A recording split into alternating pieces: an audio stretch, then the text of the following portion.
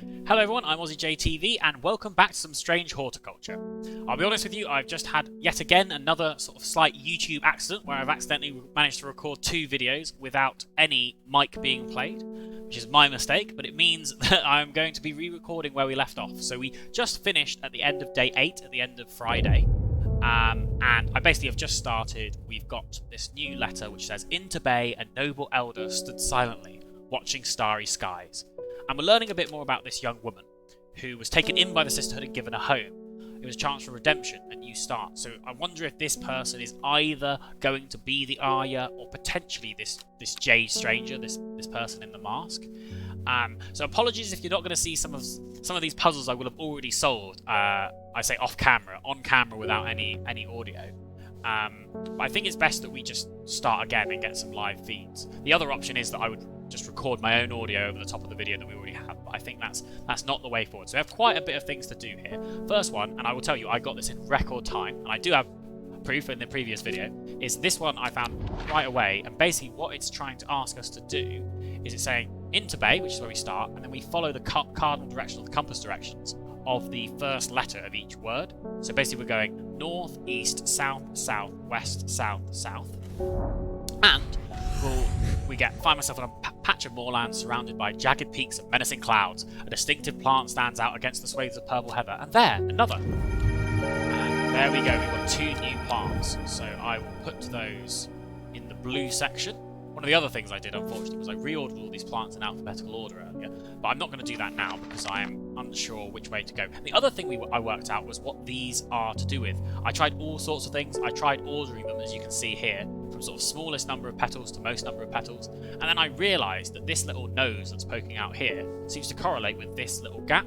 So what we can do is we can line up all of these in this order, and then if we do the same here, we actually unlock a secret, or a secret like cache of goods. So hang on, let me see if I can get this open, and I will show you. So I think, there we go. And here we've got a lot of things. So one is we've got this coin, 1813 Gosforth. I have no idea what this does. I can just see it doesn't have any magical impact as well. We've got Robert Barrow's Medicinal Herbology on Blackhall Road, Kendal. We've got a long list basically telling us what this disc is. A Briar's disc, often called a smuggler's disc, is a simple device that can be used to send coded messages. The location of cached cargo, for example. The principle is cunningly straightforward, but the code is undecipherable to prying eyes. Now, we've already sort of used this before, but basically it's saying if both people have the same code, you can put something on something, point it in a direction, and find something else on the map. So it does require everyone to have both the same map, the same coin. It does seem like a very extravagant waste of time, to be honest, but I guess if you need coded messages, this is the way it works. And there's nothing magical on here as well, so this can go straight into the archive. And then we also get 2 new plants in our plant book, which is good. And immediately with this one, what you can see is Robert Barrows, which I guess is a friend of your uncle's, lived in Kendal. So why don't we go visit Kendal? Which thankfully you don't have to watch me scour the map for ages trying to find where each town is, because I did do this probably just an hour ago. You find the medicinal herbology shop off Blackhall Road. "I know you," says the man behind the counter, Robert Barrow presumably. "You're the owner of Strange Horticulture." 2 hours later, after a lengthy and engaging discussion covering a variety of botanical subjects, we decide on a trade. It turns out Robert is a collector of unusual fungi and I've just the thing for him. So we can go over here and he's after some copper Caledonian. Now, I'm pretty sure we have done this one before, but basically this has red spores. It's not this one, so it's got to be this one here. We use that. It's interesting that he says that he wants to do a trade, yet we get to keep the plant after he does this. We get 3 new plants in the side here. So let's label this one up so that we know it's copper Caledonian. And to be honest, in the previous 2 episodes, I got very stumped with something that's coming up next. So in a sense, it's probably streamlined the recordings that I'm doing this again, because there was probably about 20 minutes of me faffing around, not really making any progress with what we need to do. I'm also, while we have the archive open, I can drop all 5 of these in because we've used them. It's not bad. And that should be it. And what we'll do is we'll now welcome some more people in. So first we've got Simone. She's talking about Long Meg. Okay, so this was this that we were trying to find. I will say I did find it on the previous recording sessions, but it's quite interesting how you actually work this out. This is one of the areas that I got stumped. So basically she's asking for some Fever Kiss to be able to tell you more about where to find this. So if we look, what is Fever Kiss? It's the one with the red berries, and we talked about this one in the previous episode. Is this one here that looks very similar to the yellow one to Witch Fig. So if we hand that there, she's very happy with us, and I think she gives us a note, I thought. Maybe not. Maybe she'll come back telling us exactly how to find something to do with Long Meg. Here's our favourite character, David Schaefer, the postman. Let's talk around town of a woman who wears a green mask made of jade. There are all sorts of oddballs in Undermere, but that's certainly unusual. And to be fair, I think she's been fairly chill compared to this cult of the Dendry trying to ingratiate me into their cult. And here's a chance to use... I've already forgot what they called this, but this sign. And we've done it once before, but if we go to Beckford, which was over here somewhere, and we look in the candle, it's pointing at this space here. So if we go here, candle leads me east to Wastwater, I think they pronounce that. To the north, the mighty scaffold pikes graze the sky, the tallest peak in England. And I was very surprised when I heard this. I know it's quite a dreary game, and I think you often, us Brits always think of some of the areas of the country as quite dreary, and especially always complaining about the weather. It does have some nice spots as well, and obviously I can definitely see this as a fictitious England. And then we get this plant here, this spiky plant. So I won't do any ordering at the moment because we're plotting through, and I'm hopeful it'll be fairly fast because I've sort of done some of this already. I'll put everything away and bring in the next person into the shop. Forest Bear. So I mentioned in my previous episode that actually he has green eyes, he looked a bit strange. It's because of these things called Dranthium. So basically this has powerful mind-altering abilities, and there are people, of which he is one of, called the Drare, and they've built up a tolerance over their life to this plant to give them extra awareness and things like that, but they will die if they don't take any of it. So I think he's going to be asking, as you can see, I've been talking to people around town, trying to learn as much as I can about this beast that is rumoured to have been seen in these parts. In the old world they called this thing the Servant. The people here seem to have forgotten the name, except the group calling themselves the Seeds of Redemption. So it seems like the Seeds of Redemption have some link to this stranger. And anyway, he's trying to find that out, but they've told him to stay away from the Servant. And as you see, he needs some more Dranthium, so we're going to find this. So basically this has very long sort of leaves, and I did find this quite quickly last time, and I believe it is this one here. I think we'll double check just to make sure. But purple flowers, long thin leaves, and that's the main thing, because it doesn't mention anything about the flower's colour in that. So that gives us Dranthium, so I'm going to label that. Let me just get my label. And I will click the next button. And then we have Reuben Ward, who was the investigator on the series of murders that have been happening around town. And last he went to Black Combe, which is like a flint area, not too distant from the area where the second murder took place. So the first one was the Arya of the Sisterhood, and the second one was this shepherd. And we gave him some eye bright, which allowed him to see in the dark very well. So he could see clear as day. Up on the fell, I found a shallow pit full of skulls. Some deer, fox, badger, and some human. There was an eerie silence about the place, and every part of me was screaming to get out of there. Back down on the flat, I heard a terrible noise, like an axe-maker's whetstone, but unmistakably animal. I must say, all these people here, they're very poetic with their descriptions. I mean, like an executioner's whetstone. That definitely, you immediately imagine what he's hearing there. High on the ridgeline, I saw a cowled woman wearing a jade mask, watching me, and beside her, something dark, inhuman, and bloody huge. I don't mind admitting that I'm out of my depth on this one. I'll need to speak to Verona again.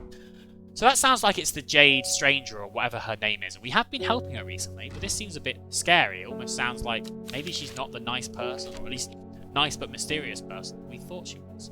Anyway, he wants some wild coal for his headache. So let's see, purple berries are recommended for hair of the dog. So basically this is a hangover cure. My family hangover cure is actually a cold tomato sandwich, which I don't think you'll find many other people talk about that, but I think tomatoes are a popular one. I do thoroughly recommend it. You know, if I've ever drunk a bit too much, that's definitely what I go to. Anyway, I believe this is the one. Purple red berries. So let's give that to him. Wild coal. That signs that off the list. And I will label that one. Yeah, wild coal. And then we will move to the next one. One thing that we have to look forward to. Oh, very interesting. So Michael Bennett, this is not someone I saw when I was doing the recording earlier, so obviously there's a chance of different people coming in.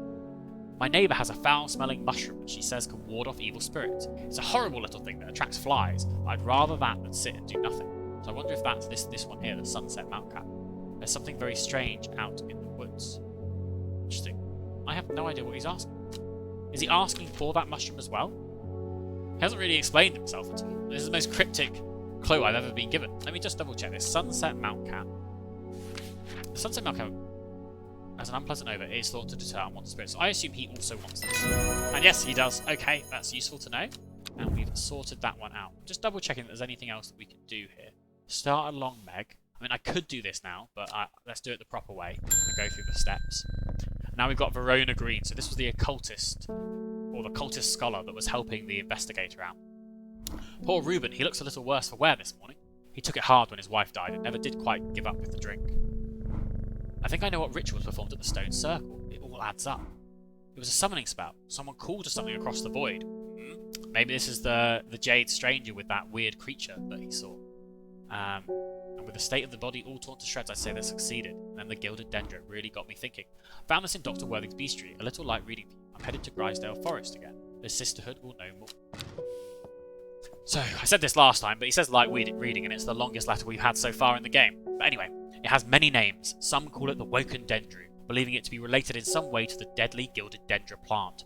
Others call it the Night Stalker, the Miasma, or the Dread. But the most common name for it in the Shires is the Servant. So this is obviously what the cult of the Dendro are talking about. You'll have heard of it in children's songs such as Keep the Fire Burning and Servant and Master. There are hints of it in the older stories, but nobody alive has seen it in the flesh. It is said that the dead ground northeast of Tebay, where nothing but black Digitatus mortis grows, was caused when the Servant last walked to our lands hundreds of years ago. So it sounds like this Digitatus mortis is to the northeast. And as you can see, we go into a place where the locals know it as Dead Man's Field, and get what is potentially the most not safe for work fungus that I have seen so far in this game. It's not actually in our book yet, or at least as far as I'm concerned. There's nothing called the Digitatus mortis in here. So what I'm going to do is finally use the other sort of colours of this, is I'm going to put what I guess is its Latin name in here, and keep it in here. So we know this is Digitatus mortis, we just don't know what that refers to in terms of like a common name. And now let's move into the next day. So I'm trying to think what we had this time. I can't remember off the top of my head, but... the blank page. This has something to do with the magic magnifying glass that we have now. But every day she attentively followed the teaching of the Arda. Every day she patiently performed the tasks given to her. Every day thoughts of the book itched away at the back of her mind. So, that's interesting. It sounds like she read this book as a child before she left her family. There's something of interest in there, and she tries to forget about it, but it keeps rearing its head back.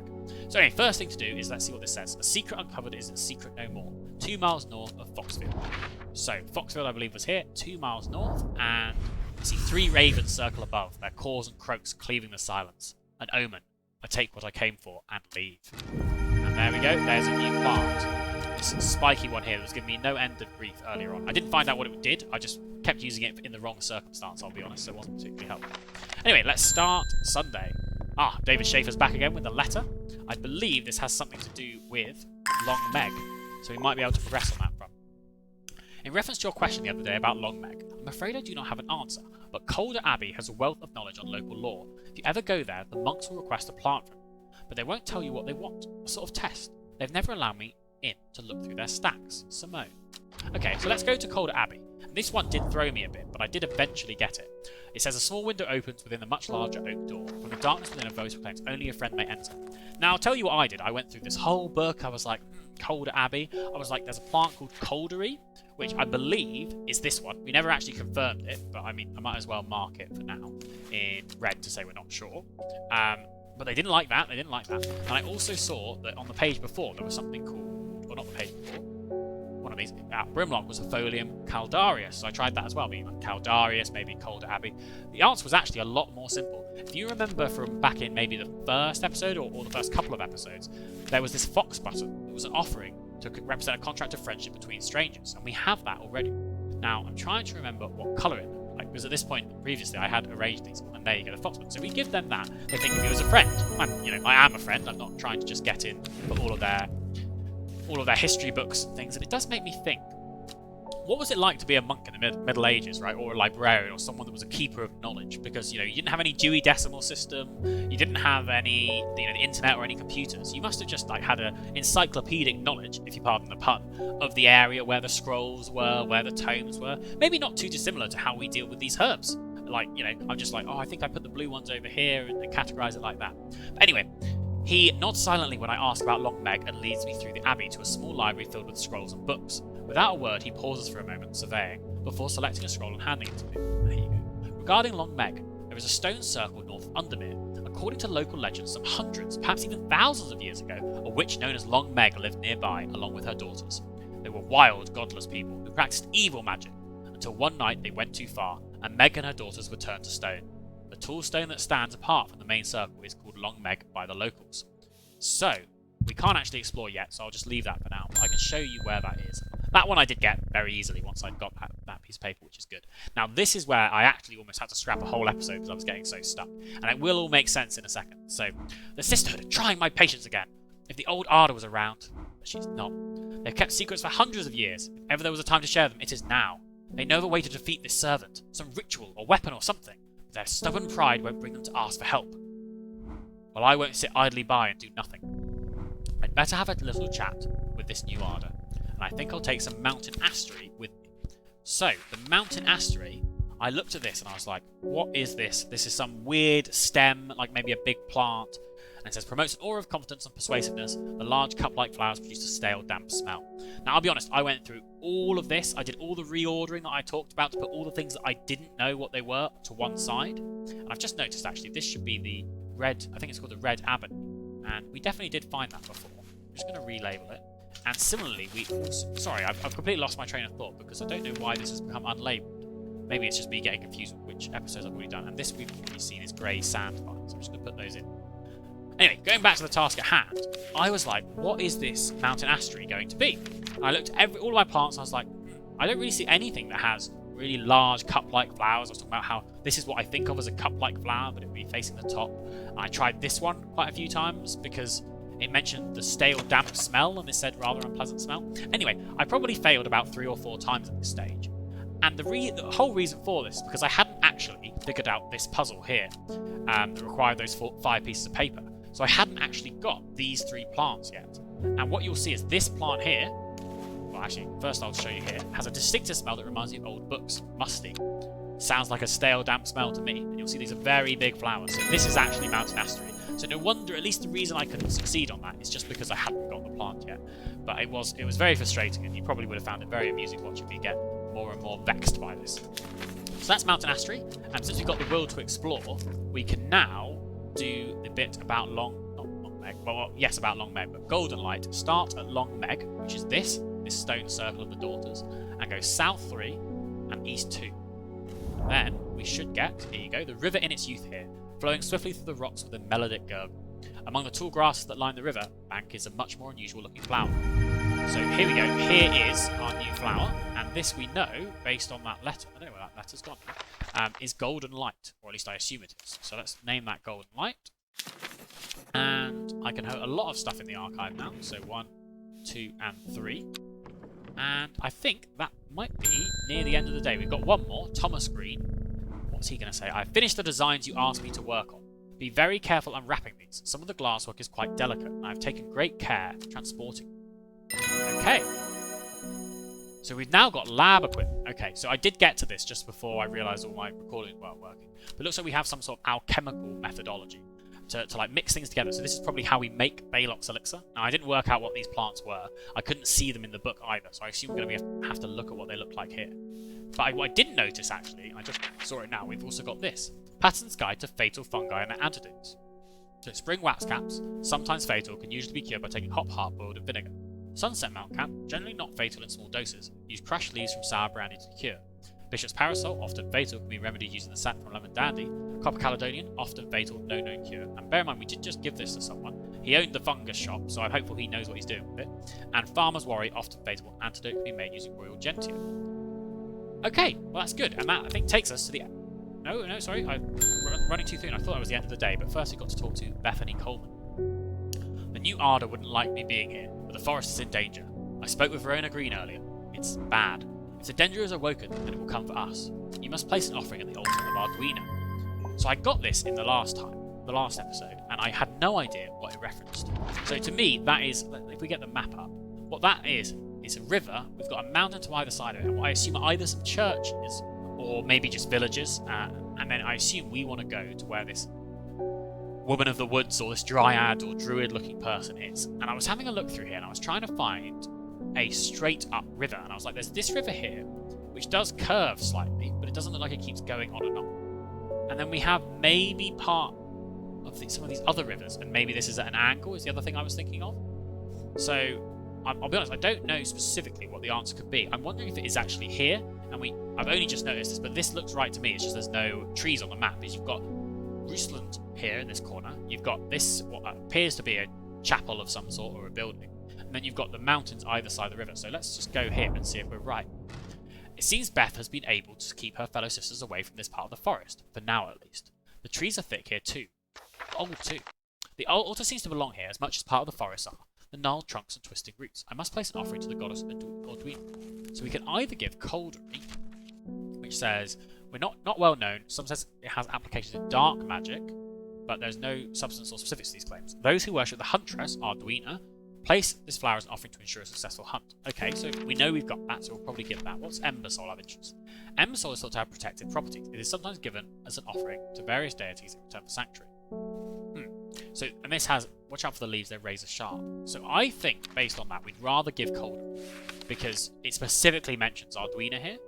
So, I think Coldry was the one that I did put a different coloured label on here. I'm pretty sure this is Coldry, so let's use that.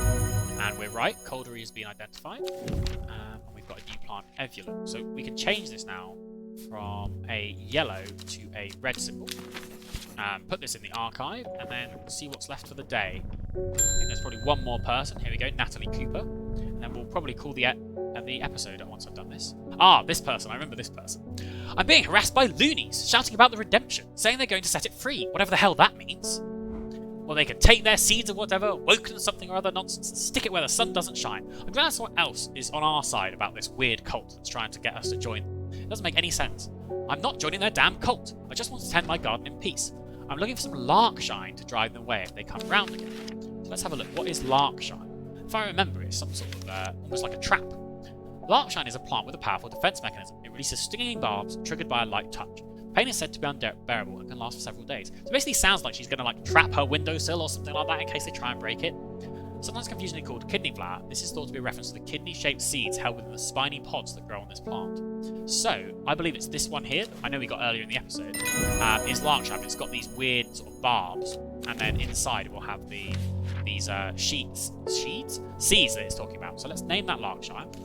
And what I'm going to do, even though I did say I did this in the previous episode, is I'm going to reorder this alphabetically, and then leave on the right-hand side all the ones that we don't know yet, because that should hopefully make it a lot faster. Anyway, if you've been enjoying this game, please like, comment, and subscribe. I've been really enjoying it, and I recommend you pick it up as well.